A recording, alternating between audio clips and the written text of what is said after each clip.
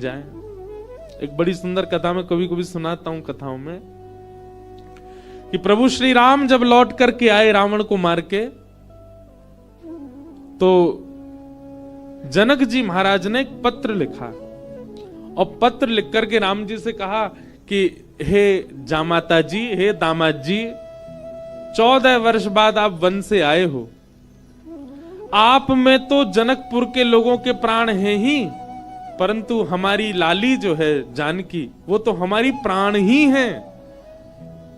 समस्त जनकपुर वासी आप दोनों युगलों को कुछ दिन के लिए जनकपुर बुला रहे हैं कि आप कुछ दिन आराम करने आओ। 14 वर्ष वन में रह के आए हो, और आप अकेले नहीं आवे, अपने तीनों भैयाओं को, तीनों लालियों को और अपनी समस्त सेना हनुमान जामवंत सहित सबको लेकर के आप जनकपुर आइए कुछ दिन आराम करने। हमको कुछ दिन सेवा करने दो, आपकी मेहमान नवाजी करेंगे आपकी। कुछ दिन के भ्रमण के लिए आप लोग जनकपुर आ जाओ।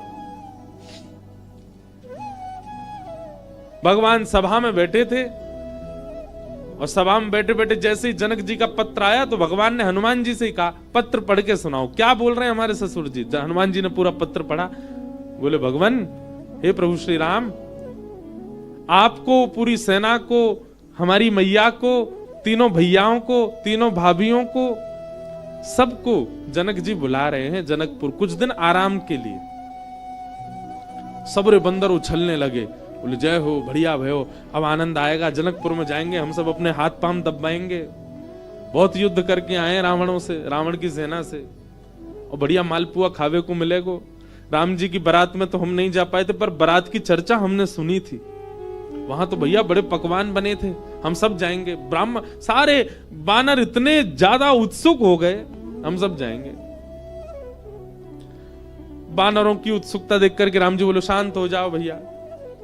अब भाई देखो, हमारा निर्णय यह है कि जनकपुर हमारी ससुराल है, और कहीं भी नाक कट जाए चलता है, पर ससुराल में हमारी नाक ऊंची रहनी चाहिए। और इन सब बातों को ध्यान में रखते हमारे मन में आया कि हम जाएंगे, भरत जी जाएंगे, लक्ष्मण शत्रुघ्न जाएंगे, चारों बहुएं जाएंगी, कुछ वरिष्ठ लोग जैसे जामवंत जी, हनुमान जी, अंगद जी आदि आदि कुछ वरिष्ठ लोग जाएंगे। बाकी बानरों से हमारी प्रार्थना, आप तो यहीं सरजू जी के तट पर अयोध्या में ही रहो, आप लोग मत चलो। बानर सब उदास हो गए। बोले, क्यों, हम क्यों नहीं चलें? बोले, आप लोगों का स्वभाव ऐसा ही है, किसी से भी छीन के खा जाते हो, कहीं पर भी मलमूत्र त्याग देते हो, कहीं भी उछल कूद कर देते हो, डाले तोड़ देते हो, वन उजाड़ देते हो। और जनकपुर हमारी ससुराल है। हमारे सामने किसी ने कह दिया कि अरे देखो, वो वन पूरे बानरों ने उजाड़ दिया। बानर किसके? बोले, राम जी के। तो हमको तो बहुत बुरा लगेगा, लेकिन आप लोगों का यही स्वभाव है, तो क्या करें? इसलिए आप लोग तो अयोध्या में, इसको कितना भी चलो उजाड़ो, ये रहेगा, अपने ही लोग हैं, सुधार भी देंगे। अब वो तो ससुराल है, वहां तो संकोच हो जाएगा हमको। बानर सब नीचे मुंह करके बैठ गए। राम जी तो अपनी घोषणा करके चले गए। जामवंत जी, हनुमान जी बोले, भाई सब लोग उदास क्यों हो गए? बोले, जब रावण से मरवाना था तो हमको ले गए,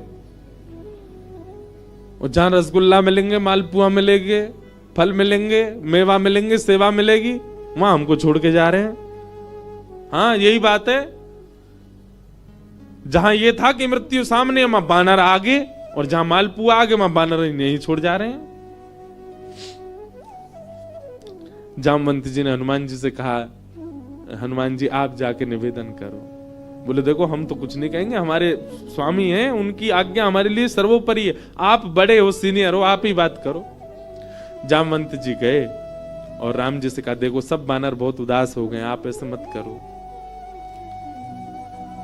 मैं जिम्मेवारी लेता हूं, एक पत्ता भी जनकपुर का टूटेगा नहीं किसी वृक्ष का। ले देखो, आ गए ऊपर से। इनकी काम की बात चली, सुनवे आए। बोले, आपके ससुराल में एक चीज भी यहां से वहां नहीं होगी, हमारी गारंटी। राम जी बोले, भैया 100, 200, 300 बंदर नहीं है, करोड़ों बंदर हैं, किस किस को संभालोगे? बोले, वो हमारी जिम्मेवारी। मैं वचन देता हूं आपकी ससुराल में एक बात भी ऐसी नहीं होगी जिससे आपको संकोच अनुभव हो। अच्छा देखो, राम जी को संकोच की कोई चिंता नहीं है, तो लीला कर रहे थे, राम जी आनंद कर रहे थे।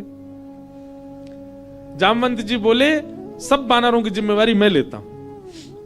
राम जी बोले देख लो, फिर हम कुछ बात होगी हम तुमसे ही कहेंगे। जामवंत जी बोले आप कह लेना हमसे, बस जिम्मेवारी हमारी। ठीक है।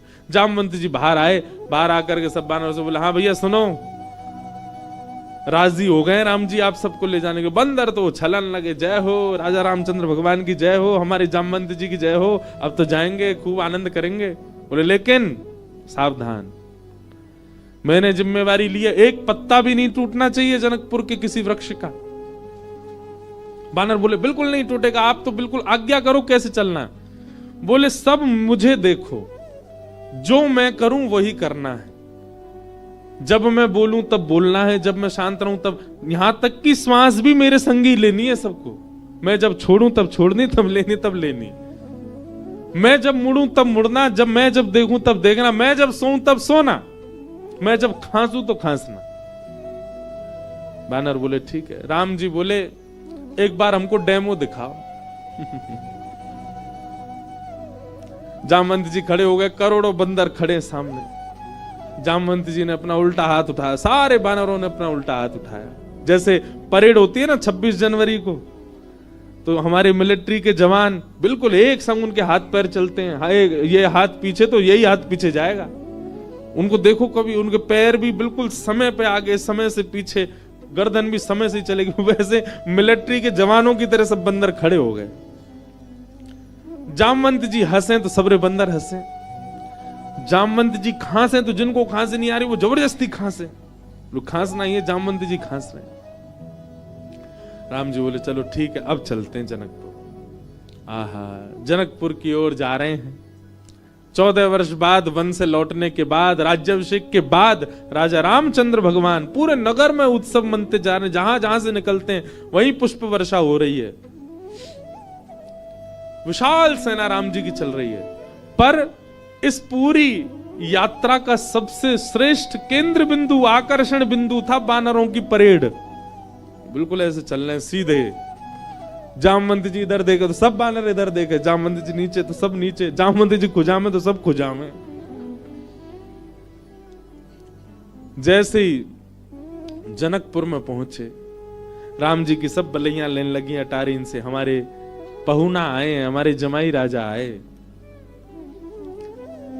सबके नेत्र सजल हो गए।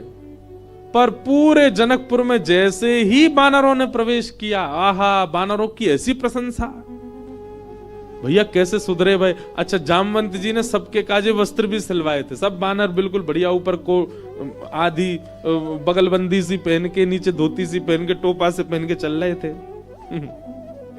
कैसा, मैं तो चिंतन करता हूं कैसे लग रहे होंगे सब। हम बंदरों के बीच में ही रहते हैं ना वृंदावन में।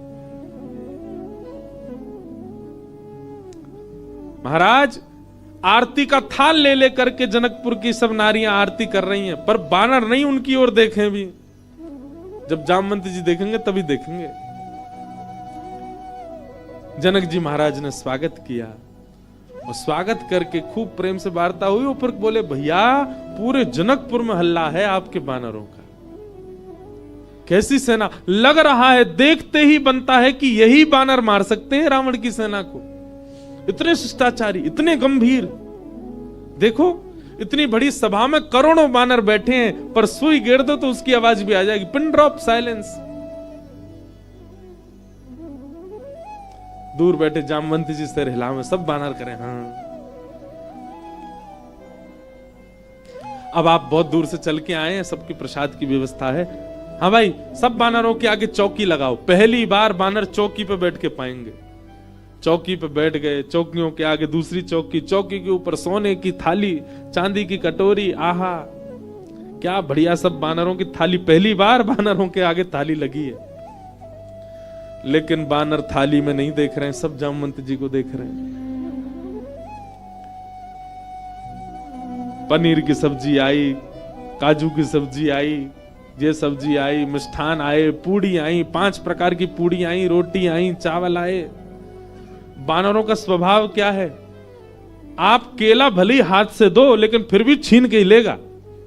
बानर का स्वभाव होता है, उसका छीनने का ही स्वभाव होता है। पर सारे बानर ऐसे ही बैठे जामवंत जी को देख रहे, टेढ़ी टेढ़ी नजर करके देख तो रहे थाली में क्या क्या आ रहा है, लार टपकती जा रही है, लेकिन नहीं, जामवंत जी जैसे कहेंगे वैसे खाना है। सबको फल दिए गए, फलों में सब फल अमनिया करके दिए, आम सबको साबुत दिए गए, सबकी थाली के आगे आम रखे गए, सब बिल्कुल थाली हो गई। जामवंत जी महाराज ने सब बानर की ओर देखा, सब बानर बिल्कुल जामवंत जी को देख रहे थे। जामवंत जी ने हाथ में जल लिया, अन्नपूर्णे सदा पूर्णे, सब बानर बोल रहे अन्नपूर्णे सदा पूर्णे। थाली के ऊपर 4 बार घुमाया, सब बानर घुमा रहे हैं, आचमन किया, सब बानर आचमन कर रहे हैं। जनक जी बोले राम जी मान गए आपकी सेना को, क्या अद्भुत बानर है सब। राम जी बेचारे धीमे धीमे पा रहे, बोले बस ये लाज बची रहे जितनी देर है। प्रसाद पाने लगे बिल्कुल वैसे, अगर दाल चावल पा रहे हैं जामवंत जी, सब दाल चावल ही पा रहे हैं, जितनी दाल जितनी सब्जी डाल रहे हैं उतनी ही डाल रहे हैं। अद्भुतता थी देखने में। थोड़ी देर पाने के बाद जामवंत जी की दृष्टि पड़ी आम पे, जैसे ही आम उठाया सब बानरों ने एक संग आम ही उठाए। जामवंत जी घुमा के देखें, सब बानर घुमा के देखें। जामवंत जी ने जोर से आम दबा के देखना चाहा कितनी गुठली है इसमें। अब वो आम ऐसा था कि जैसे ही नेक दबाया सो गुठली उछल गई उसमें से। अब जैसे ही गुठली उछली तो सब बानर दोनों हाथन से दबाई रहे, वो गुठली उछलनी चाहिए क्योंकि जामवंत जी की गुठली उछली है। अब सब बानर जैसी आम दबा में सबकी गुठली उछली। गुठली के उछलते ही जामवंत जी बोले इन हाथों से मेघनाथ निकल के नहीं भाग पाया, इन हाथों से रावण निकल के नहीं भाग पाए, छोटी सी गुठली भाग गई।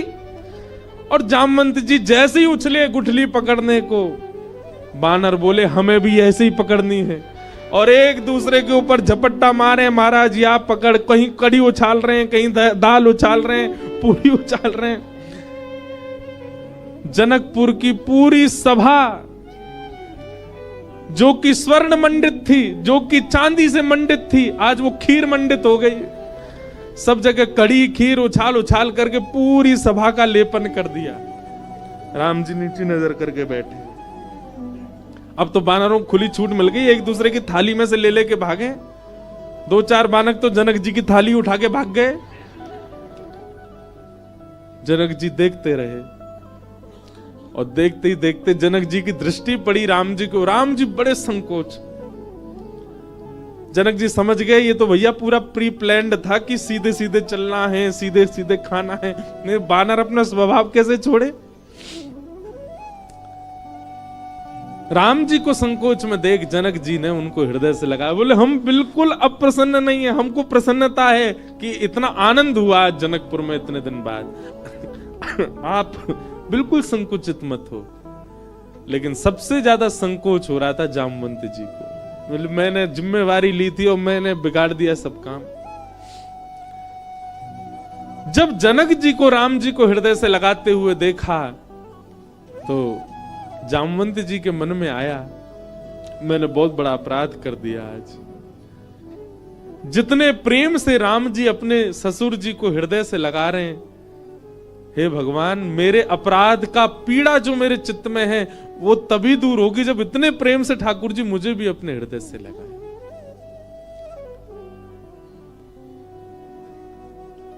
जामवंत जी की हृदय की भावना राम जी पहचान गए। और जब वापस जनकपुर से लौटने का समय आया 6-7 दिन बाद, जामवंत जी से राम जी ने एकांत में कहा हम आपके मन के भाव जान गए। जब जनक जी हमको हृदय से लगा रहे थे, आपके मन में आया था कि कभी आप भी हमको ऐसे हृदय से लगाओ। अब अभी हृदय से लगाने में वो बात नहीं होगी। जब आप अपनी पुत्री का वर्ण हमारे साथ करोगे, हम आपके दामाद बनेंगे, तब आप हमको इसी भाव से हृदय से लगाना, तब आपकी इच्छा पूरी होगी।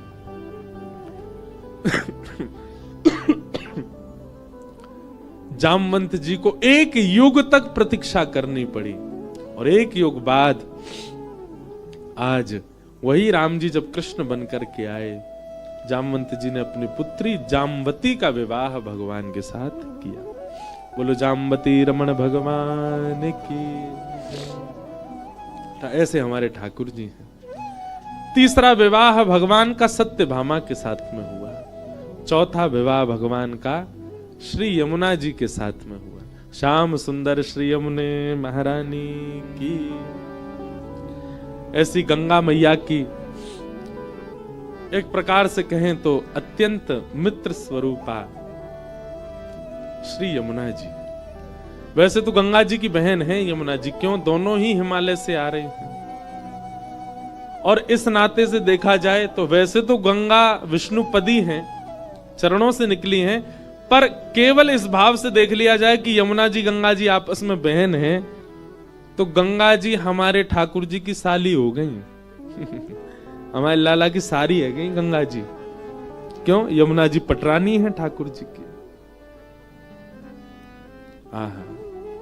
ठाकुर जी का स्वभाव क्या है? जीवन भर आपने गलत क्या किया इसको ठाकुर जी नजरअंदाज कर देते हैं, पर पूरे जीवन में एक बार आपने क्या अच्छा किया ठाकुर जी याद रखते हैं। सोचो, विचार करो, आप अपने पूरे जीवन में गंगा स्नान कितनी बार किए? व्यक्ति जो बाहर दूर दराज देशों में रहते हैं या दूर शहरों में रहते हैं, वो गंगा जी स्नान करने, बहुत कम ऐसे लोग होंगे जो हर वर्ष आते हो। साल में एक बार, 2 साल में, 4 साल में, 10 साल में, अगर पूरे जीवन का आकलन लगा दे तो व्यक्ति ज्यादा से ज्यादा 50 बार गंगा जी आया होगा, पर 50 बार का उसको फल मिलता है। और संसार उतना ही उल्टा है। आपने 50 बार अच्छा क्या किया इसको कोई याद नहीं रखेगा, पर एक बार गलती क्या करी थी वो जीवन भर याद रखेंगे सब लोग। व्यक्ति की मृत्यु हो जाती है, शव यात्रा जा रही है, राम नाम सत्य है, सब लोग प्रशंसा करते हैं, अरे बहुत भला आदमी था, बहुत बढ़िया था, बहुत अच्छा था, इसने सबका भला ही किया। मृत्यु के समय सब प्रशंसा ही करते हैं, पर उस प्रशंसा में भी एक आध बार एक आध लोग कह देते हैं वो सब तो ठीक है, पर इसने अपनी पत्नी के साथ अच्छा नहीं किया, इसने अपने बच्चों के साथ अच्छा नहीं किया, पड़ोसी से बहुत झगड़ता था ये, उसका सारा हक मार लिया इसने। पर ठाकुर जी के यहां विपरीत चलता है। आपके पूरे जीवन में 50 बार किए गए अच्छे कर्म ठाकुर जी याद रखते हैं, बुरे कर्मों को नजरअंदाज करते हैं। मैं कभी कभी कहता हूं ठाकुर जी जैसा स्वभाव हमारा कभी बन जाए ना, तो निश्चित है उस स्वभाव से ही भगवत प्राप्ति हो जाएगी। मानव की दृष्टि कैसी होती है, मानव के नेत्र कैसे होते हैं, वो कुभावों को बहुत जल्दी कैप्चर करता है, बहुत जल्दी बुराइयां देख लेता है। लड़का वाले कहीं लड़की देखने जाएं, लड़की देख करके जैसे निकलते हैं वापस, गाड़ी में फिर चर्चा होती है, हाँ भाई क्या कैसी लगी, बहुत बढ़िया, पिताजी तो बहुत अच्छे थे, माताजी उसकी बहुत अच्छी थी, लिफाफा मोटा वाला दिया उन्होंने। लड़की भी थी तो बढ़िया, चाय तो बढ़िया ही बनाई थी, आंखों से थोड़ी तेज लग रही थी हमको तो। कभी आपने विचार किया ये गुण आप में किसने डाल दिया? आप आज निकलिएगा, अब तो जाने का समय आ गया ऋषिकेश, अब क्या करोगे, पर फिर भी यहां से निकलिए और यहां से लेकर के लक्ष्मण झूला तक केवल लोगों को देखते जाओ, आप अनुभव कीजिएगा आपके नेत्र अवगुण बहुत जल्दी खींचते हैं। सामने आए हुए व्यक्ति के अवगुण इतनी जल्दी कैप्चर होते हैं, जिसको जानते नहीं, जिसकी पहचान नहीं, जिसका नाम नहीं पता, जिसका गोत्र नहीं पता, वो व्यक्ति सामने से आ रहा है, आप उसके एक क्षण के दर्शन में, एक क्षण की दृष्टि में अपने आप से पूछिए आपने क्या देखा, अवगुण ही निकल के आएगा।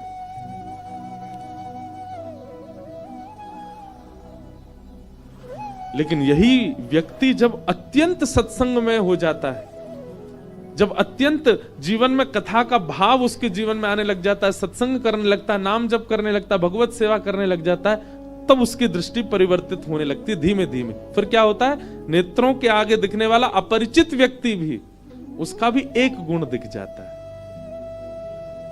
वो गुण अनुभव में आने लगता है।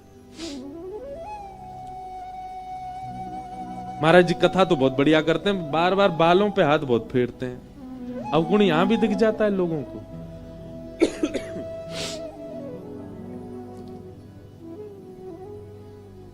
कथा तो बहुत बढ़िया करते, चुटकुल्ला नहीं बोलते कथा में, थोड़ी हंसी आवे, मजा आवे।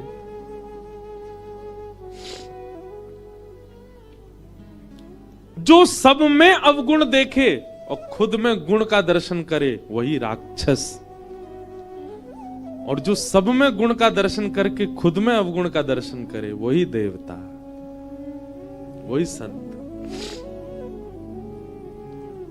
अनुभव कीजिए।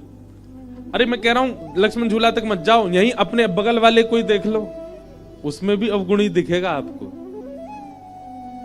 अवगुण बहुत जल्दी दिख जाता है। हमारे नेत्र कितने परिपक्व हैं कमी देखने में, पर जब सत्संग जीवन में आता है ना तो यही नेत्र परिपक्व हो जाते हैं गुण देखने में। मीराबाई कैसी हो गई थी? वो जिसको देखती थी उसके प्रति उनका भाव यही जाता था कि इसमें गुण क्या है। कोई सांवला व्यक्ति, उसको सब कहते हैं अरे रामदेव कालिया आगो। सांवले व्यक्ति को देख करके सब कह रहे कालिया आ गया, ओहो या को देखो कैसा लग रहा है, बिल्कुल अमावस्या आ गई चलती फिरती। पर मीराबाई जब ऐसे से मिलती थी या उसके कोई ऐसी दिक्कत है, वो बेचारा सीधा सीधा चल नहीं पा रहा, सब तो उसको देख करके देखो अपंग जा रहा है, पर मीराबाई देख के कहती ठाकुर जी ने तुम पे कितनी बड़ी कृपा करी। क्यों? वे स्वयं त्रिभंगी है, तुमको एक भंगी तो एक अंग तो तुम्हारा भंग कर दिया ना, अपने त्रिभंग में से एक अंग भंग तुमको दे दिया। किसी ऊधमी बालक को देख के सब कहते ओ देखो ऊधमी डोल रहा है, पर मीराबाई कहती कितनी कृपा, ठाकुर जी ने अपने ऊधम का ही गुण दे दिया इसको। किसी की सुंदरता देख करके व्यक्ति के चित्त में काम भाव प्रकट होता है, ये कितना सुंदर है, इससे हमारा ब्याह हो जाए, इसके नेत्र कैसे, इसकी मुस्कान कैसी, इसका ये। पर मीराबाई उसको देख करके भी कहते हैं ये इतना सुंदर है, इसको बनाने वाले श्याम सुंदर कितने सुंदर होंगे ना। उनकी दृष्टि ऐसी परिवर्तित हो गई, वो किसी में दोष नहीं देखती हैं। यही बात हमारे श्री हरिराम व्यास जी की है, वृंदावन के भावों को जिन्होंने प्रकट किया। वो जिस व्यक्ति से मिलते थे उस व्यक्ति के गुण स्वभाव से उसको ठाकुर जी से जोड़ते थे। कोई अत्यंत प्रचंड बलवान दिखाई देता, दूर से चलता हुआ आ रहा है, हरिराम व्यास जी कहते ऐसा लग रहा हनुमान जी आ रहे हैं। कोई अत्यंत मोटा व्यक्ति आता, उसके लंबोदर पेट निकला हुआ बाहर, अब सब तो कहते देखो दुनिया पे भार चल रहा है, देखो पृथ्वी पे भार चल रहा है, कितना मोटा। हरिराम व्यास जी कहते ओहो गणपति बप्पा, गणेश जी आ रहे।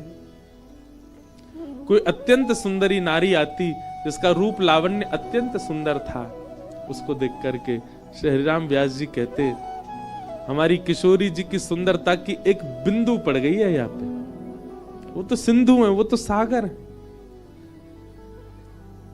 सब में गुण का दर्शन होने लग जाना, ये इस बात का प्रतीक है कि आप कथा श्रवण करते हैं।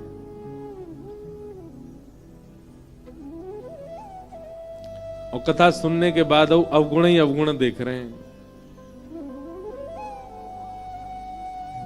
कई बार हमारी कई कथाएं ऐसी होती हैं, वहां पर बहुत कुछ अनुभव होता है कथा में, व्यवस्थाओं को लेकर के, व्यवहार को लेकर के, बहुत बातों को लेकर के सब अनुभव होता है। परंतु अब कथा करते करते ऐसी स्थिति हो गई है कि कैसा भी व्यवहार, कैसा भी स्वभाव, कैसी व्यवस्था, पर उसमें गुण देखने का ही मन होता है। भले ही चलो सब कुछ ऐसा था, पर यह गुण तो था ना, यह तो अच्छा था ना, यह तो बढ़िया था ना। ऐसा स्वभाव बन जाए तब समझो कि आप सत्संगी।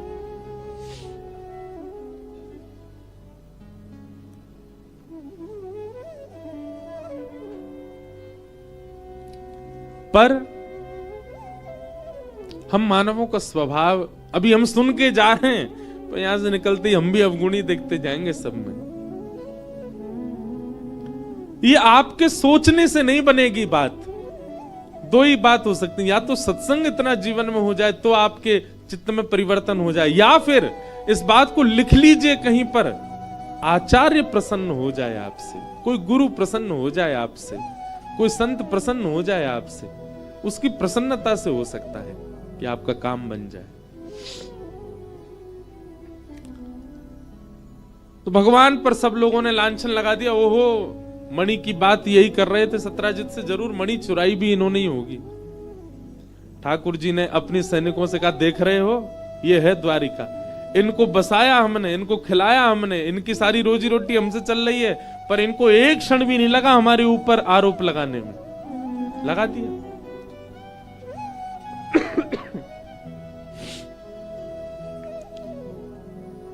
ठाकुर जी बोले कोई बात नहीं, हम देखते हैं क्या करना है। भगवान अपनी सेना लेकर के मणि ढूंढने के लिए गए तो शेर मरा हुआ, प्रसेन मरा हुआ मिला, थोड़ी दूर पर शेर मरा हुआ मिला, लेकिन मणि दोनों के पास नहीं थी। तभी रीछ के पैरों के निशान देख करके भगवान गए, गुफा में प्रवेश किया। मणि मिलते ही भगवान ने जैसी उठाई, भालू ने भगवान पर प्रहार कर दिया। 18 दिन तक भगवान ने युद्ध किया उसके साथ। 18 दिन बाद जब पसीना पसीना हो गया, रीछ चरणों में गिर गया, महाराज मैं सामान्य रीछ नहीं हूं, आपका परम प्रिय जामवंत हूं। भगवान ने हृदय से लगाया, अरे जामवंत जी, आप जामवंत जी सबरी लीलाओं में हैं, ये सतयुग में भी थे। जब भगवान ने बराह बनकर के पृथ्वी को अपने मुख पर धारण किया तो जामवंत जी ने परिक्रमा लगाई थी भगवान की पृथ्वी सहित। त्रेता में भगवान राम बन करके आए तो ये उनके सेनापति थे। द्वापर में भगवान कृष्ण बन करके आए हैं और श्री जामवंत जी भगवान के ससुर बने। और कलयुग में भगवान जब कल्कि रूप धारण करेंगे तो कल्कि भगवान के सप्त चिरंजीवी सेना होगी, उनमें से एक श्री जामवंत जी भी होंगे। जामवंत जी चिरंजीवी हैं, चिरंजीव। भगवान को देख करके कहा, भगवान मेरी कुटिया पे कैसे आना हुआ? ठाकुर जी बोले इस मणि की वजह से आना हुआ। जामवंत जी बोले ये मणि तो मेरी बेटी का खिलौना है, वो इससे खेलती है। बोले तुम्हारी बेटी का खिलौना है, पर इस मणि की वजह से हम खिलौना बन गए पूरे द्वारिका में, सब हम पे लांछन लगा रहे, हमको दे दो। जामवंत जी बोले मणि आपको चाहिए नाथ? हाँ। तभी जामवंत जी के नेत्र बंद हुए और मन में भाव आया, मेरे पास 2 मणियां हैं, मैं दोनों आपको दे दूं तो? भगवान बोले तुम्हारी इच्छा है, दान करना चाह रहे हो तो कर दो भैया, भगवान है, हम तो सब ले लेते हैं। जामवंत जी ने एक हाथ में तो सिमंतक मणि दी और दूसरे हाथ में अपनी पुत्री का हाथ, जामवती का हाथ दे दिया। ये मेरी दूसरी मणि है, आप स्वीकार करो। आज की कथा गृहस्थियों के लिए है। संसार का नियम है, आप कितना भी किसी के लिए कुछ कर मिटिए, कितना भी किसी की व्यवस्थाएं कर लीजिए, कितना भी अपनी पलकों पर किसी को रख लीजिए, आपकी इतनी सी चूक और वह व्यक्ति आपके जीवन के किए हुए सारे उपक्रमों को भूल जाएगा, केवल इतनी सी चूक पर आपको आंक देगा। समझ में आ रही है बात?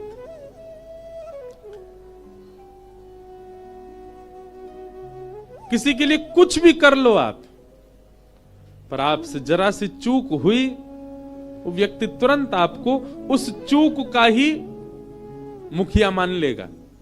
आपने जीवन भर उसके लिए क्या किया उसको सब भूल जाते हैं। पर ठाकुर जी के यहां विपरीत है। ठाकुर जी के यहां विपरीत क्यों है? भगवान का विवाह श्री यमुना जी के साथ में हुआ।